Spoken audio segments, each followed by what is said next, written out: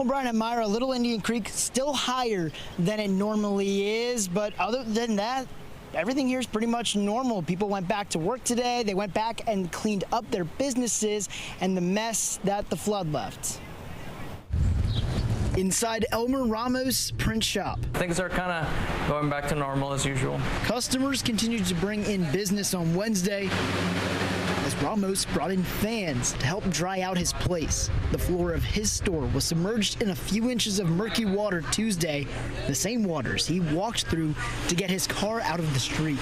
He'll celebrate a year in the storefront this month and is thankful to have more time there. I thought it was a possibility that this would happen, but didn't expect it to be this soon, I guess. Even closer to the creek is the Alibi, where owner Lori Halsman was putting the finishing touches on putting her restaurant back together.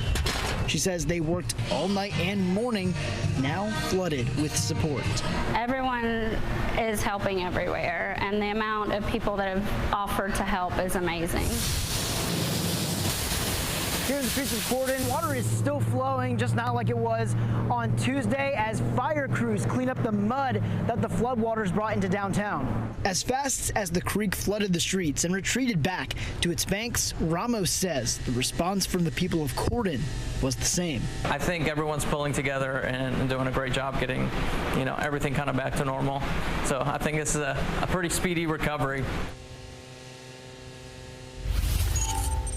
A local disaster declaration was declared for Harrison County, and today the Indiana Department of Homeland Security says any Harrison County resident with damage from the floods or storms should call 211 and report it.